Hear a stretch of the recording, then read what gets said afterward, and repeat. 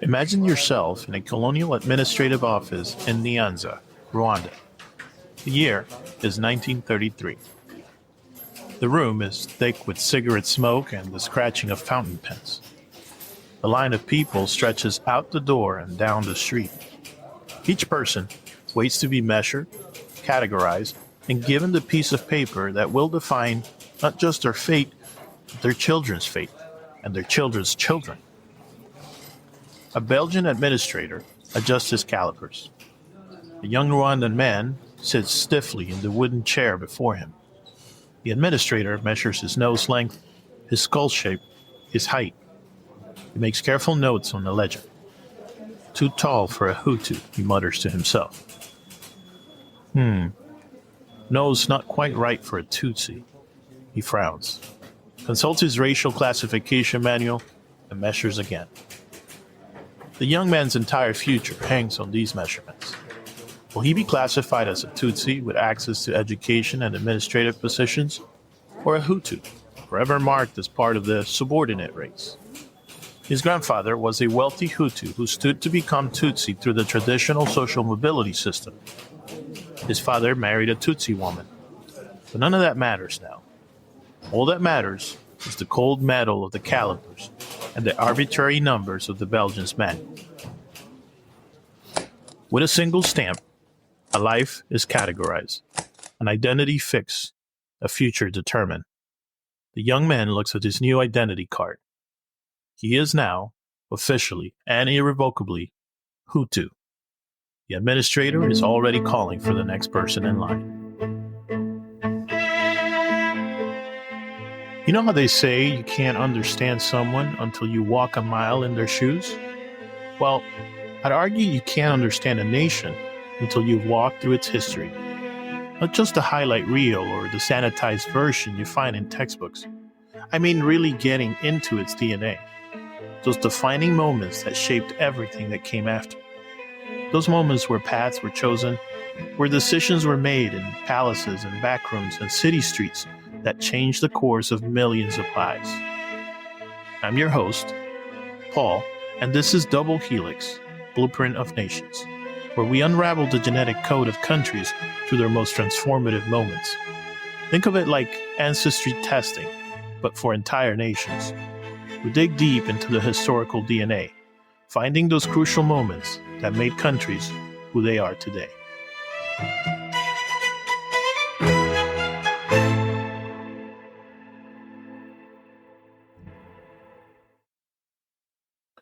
Between 1916 and 1962, Belgian authorities in Rwanda would play a deadly game of racial anthropology, creating a stew of resentment and hatred that would have terrible consequences and would echo through the decades. Last time, we explored how pre-colonial Rwanda maintained a complex social system where the categories of Hutu and Tutsi were fluid and based on wealth, occupation, and status. Today, we'll see how European colonizers took that system and quite literally set it in stone, or at least in government-issued ID cards. Let me introduce you to Maurice Simon, the Belgian administrator who oversaw this transformation in Nyanza. In his personal letters from 1933, recently discovered in Brussels archives, he writes with disturbing pride about creating what he calls scientific order from African chaos. Reading his meticulous notes today, you get the impression of a man who would have been equally happy organizing a particularly aggressive library card catalog system. Instead, he was categorizing human beings. The Belgian system of racial classification would have been almost comical if it hadn't been so catastrophic. Their scientific methods included measuring nose length. The longer the nose, the more Tutsi you were, apparently. Checking height. Tutsi were supposedly taller. Counting cattle. Own more than 10 cows? You're probably Tutsi. And looking at facial features, whatever that means. I should note here that actual anthropologists of the time were already pointing out how absurd this all was. As one French researcher wrote in 1925, the Belgians have managed to create racial categories that would confuse even the most determined Nazi theorists. But Belgian administrators weren't interested in scientific accuracy. They were interested in creating a system that they could control. Let me take you to a secondary school in Butare in 1936. The Belgian Catholic missionaries who run it have divided their students into two groups. The Tutsi students take classes in administration, French, and advanced mathematics. The Hutu students learn agricultural techniques and basic arithmetic. A young Hutu student named Joseph Gitera, who would later become a significant political figure, by the way, writes in his journal, "They teach us that we are born to dig, while others are born to think. When I read my books at night, my mind seems to work just fine." The Belgian colonial machine didn't just classify people. It created entirely separate paths through the life of those in classifications. By 1940, they had established different schools for Hutu and Tutsi children, different job opportunities, different legal rights, different tax obligations, even different churches in some areas. In a Catholic mission in a school in Kapgaji in 1937, Father Pierre Blom is instructing a group of fellow missionaries on their role in what he calls the scientific organization of Rwanda. The church's leadership with colonial administration went far beyond just running schools. They were actively helping to reshape Rwanda's social DNA. Our task, Father Blom explains to his colleagues, is to help our Belgian friends bring order to chaos. He pulls out a series of charts showing the racial characteristics of Hutu and Tutsi children. The missionaries nod appreciatively at his blend of pseudoscience and religious authority. None of them seem to notice, or perhaps care, about the irony of using Christian ministry to enforce racial segregation. By 1938, this racial reorganization had literally become architectural. In the construction site of the new church of Nyanza, the building plans show separate entrances for Hutu and Tutsi worshippers. Even God, it seems, was being recruited into the Belgian system of racial classifications. But perhaps nothing illustrates the transformation of Rwandan society better than what happened to its markets. Picture yourself in Butare's central market in 1940, where once trading relationships crossed all social boundaries. Now, strict new regulations determine who can sell what to whom. A Tutsi cattle trader named Emmanuel Rukiba later recalled, "My father used to tell me how he could once trade with anyone. Now there were forms to fill out, permissions to seek, categories to declare. The Belgians turned commerce into racial questions." In the Colonial Administrative Office in Ruhengeri in 1941, we find a perfect example of how the system perpetuated itself. A young Hutu clerk named Gabriel Muhozi is processing applications for trading licenses. He finds one from a Tutsi merchant who wants to open a shop. "In the old days," he writes in his diary that evening, "I would have judged this man by his character and abilities. Now I must first check his race, then his region, then his political reliability. We have learned to see each other through the Belgian eyes." Let me share a story that captures how deeply these changes had penetrated Rwandan society. It's 1942, and we're at a family gathering in Gisenyi. A grandmother is explaining to her grandchildren why they can no longer play with the neighbor's children. "But they're our friends," one child protests. "The Belgian administrator says they're different," the grandmother replies, her voice heavy with something between resignation and disbelief. And now, somehow, they are. This transformation wasn't just political. It was also psychological, social, and deeply personal. You know what's particularly ironic about all this? The Belgians were so obsessed with their racial categories that they actually created the very racial divisions they claimed to have discovered. As one elderly Rwandan said, "Before the Belgians, we knew who was Hutu and who was Tutsi, but we had to think about it. After them, we couldn't think about anything else." The 1940s brought a new wrinkle to Rwanda's racial drama. World War II was raging in Europe, and suddenly Belgium's colonial administrators found themselves enforcing racial theories uncomfortably familiar to those of the Nazis that they were fighting back at home. Did this give them pause? Make them reconsider their methods, maybe? Well, if you're betting on colonial officials having a moment of self-awareness, I've got some disappointing news for you. Instead, they doubled down. By 1945, they had created what one administrator proudly called the most comprehensive racial documentation system in Africa. Every Rwandan was required to carry an ID card listing their racial category. These cards would later become death warrants during the 1994 genocide, but in the 1940s, they were seen as a triumph of colonial efficiency. Let me take you to a moment that captures this bureaucratic madness perfectly. It's 1947, and a man named Rwanda is standing before a colonial review board in Gitarama. His father was classified as Tutsi, but his mother's family was Hutu. Under traditional Rwandan custom, this wouldn't have been an issue. Identity followed the father's line. But the Belgians had created such rigid categories that they literally spent 3 days debating his case. The transcript of these proceedings reads like a particularly dark comedy. One official argues that his nose is, quote, sufficiently Tutsi-like, while another insists his height is problematically Hutu.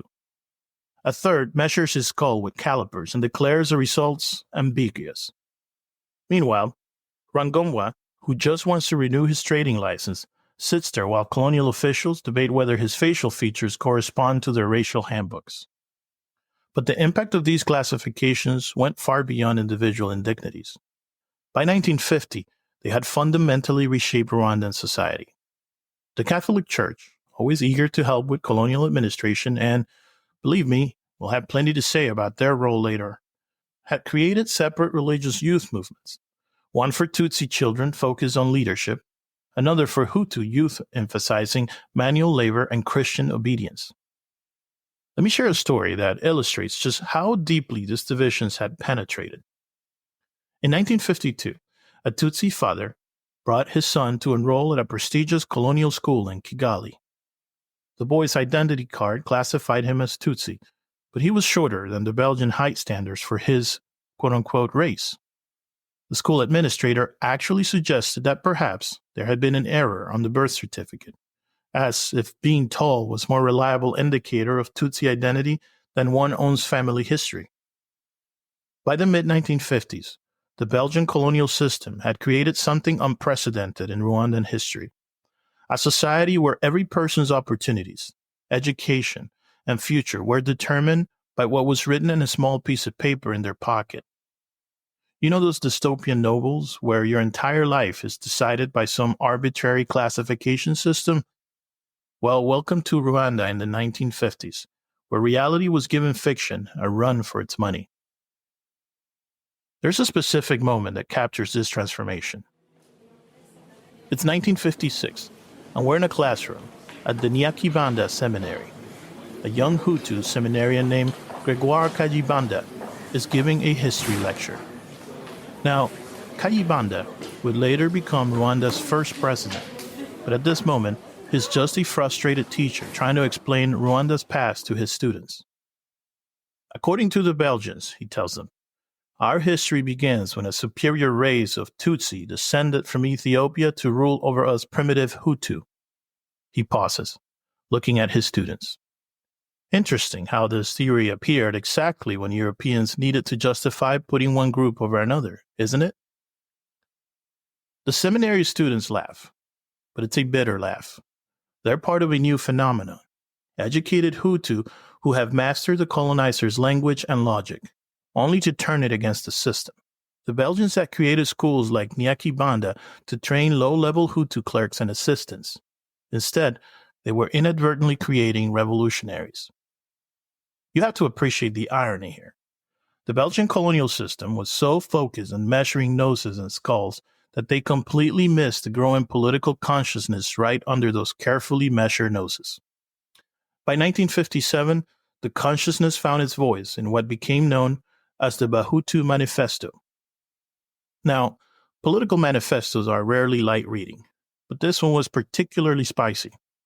Signed by 9 Hutu intellectuals, including our friend Kayibanda, it essentially said, hey, if you're going to insist that we're different races, maybe the majority race should have a say in running the country. The colonial authorities were shocked. The Tutsi elite were outraged. Both had become so invested in their racial hierarchy that they couldn't imagine it being challenged. It's a bit like building an elaborate house of cards and being surprised when someone points out that cards aren't actually meant to be load-bearing structural elements. The manifesto landed like a bomb in Rwanda's political landscape. A Tutsi counter-manifesto quickly appeared, arguing that Rwanda had been harmonious before colonialism, conveniently forgetting that pre-colonial harmony had still meant Tutsi dominance. The Belgian administrators watched this debate with growing alarm. As one official wrote in his report, "We may have succeeded too well in teaching them to think in racial terms." The Belgians' carefully constructed racial hierarchy was about to collapse, but not before claiming its first victim. It is now November 1st, 1959, a date that would later be celebrated as the start of the Hutu Revolution, though, like most revolutions, it began with violence. In Hitarama province, a group of young Tutsi royalists attacked Dominique Mbonyumutungwa, a prominent Hutu subchief. Now, political violence wasn't exactly new in Rwanda, but this was different. Within hours, words of the attack spread through the hills faster than a piece of particularly juicy gossip at a village wedding. The response was immediate and devastating. Hutu bands began attacking Tutsi authorities, burning homes and forcing families to flee. Remember all those careful Belgian racial classifications? Well, now they were being used for a purpose that their creators hadn't intended: identifying targets for revenge. A Belgian administrator wrote in his journal that week, "We spent years teaching them that they were different peoples. Now they are acting like different peoples at war." I can almost hear the surprised Pikachu face in the writing. Who could have guessed that telling people that they were inherently different and one group was oppressing the other might lead to conflict? All right, anyone with a basic common sense. The violence followed a pattern that would become tragically familiar in Rwanda's future. First, local authorities were targeted. Then, homes were burned. And finally, entire families fled. Between November 1959 and March 1960, more than 20,000 Tutsis sought refuge in neighboring countries. The first wave of refugees would later become known as the 59ers. Colonel Guy Logiste, the new Belgian special resident sent to restore order, made a calculated decision. Looking at the demographics and reading the political winds, he decided to side with what he saw as the inevitable Hutu Revolution. "The revolution is like a wind," he wrote in his reports. "Better to bend with it than break trying to resist it." Though I suspect that thousands of Tutsi refugees might have some thoughts about what was actually breaking. By early 1960, Rwanda's decades-old social hierarchy had been turned upside down. Hundreds of Tutsi chiefs and sub-chiefs were replaced by Hutu administrators. The monarchy was effectively powerless. A new political party, the Parmehutu, led by our old friend Gregoire Kayibanda from seminary, was rising to dominance. The transformation of Rwanda between 1959 and 1960 was dizzying. Imagine flipping a social pyramid upside down while simultaneously setting it on fire. That's basically what happened. By mid-1960, the Belgian administrators, who had spent decades meticulously building their racial hierarchy, were watching it collapse like a particularly ill-conceived Jenga tower. Let me take you to a specific moment that captures this transformation. It's June 1960, and we're in a local government office in Butare. A Hutu administrator is sitting behind a desk that, just months ago, belonged to a Tutsi chief. He's using the same stamp, the same forms, even the same racial classification system that was once used against his people. Talk about historical irony. It's like inheriting your oppressor's furniture and deciding to keep using it. But here's the tragic part. The revolution against racial privilege was itself shaped by racial thinking. Parmehutu's slogan became Rubanda Nyawinshi. We are the majority people. The same colonial categories that had justified Tutsi dominance were now being used to justify their exclusion. As one Parmehutu leader declared in a speech that summer, "We are not fighting against individual Tutsi, but against their racial supremacy." If that logic sounds familiar, well, history has an unfortunate way of recycling its worst ideas. By late 1960, Belgium was preparing to wash its hands of the whole situation. After decades of carefully constructing Rwanda's racial powder keg, they were now backing away with all the grace of someone who had just accidentally started a fire at a dinner party. The final Belgian census of 1960 provides a haunting snapshot of this moment. In their neat colonial handwriting, administrators recorded 120,000 Tutsi refugees have fled the country. Nearly all local Tutsi authorities have been replaced. The monarchy was effectively powerless. And yet, incredibly, they were still carefully noting people's racial categories on official forms. All habits, it seems, die hard, even when they're actively killing people. This is where we have to leave Rwanda for today. Poised on the edge of independence, his colonial categories now hardened into political identities that would shape everything that followed. The Belgian architects of this system were preparing to depart, leaving behind a nation permanently marked by their racial theories. Next time on Double Helix, we'll follow Rwanda through independence and onto its first republic. We'll see how Gregoire Kayibanda, the former seminary teacher turned revolutionary, transforms into Rwanda's first president.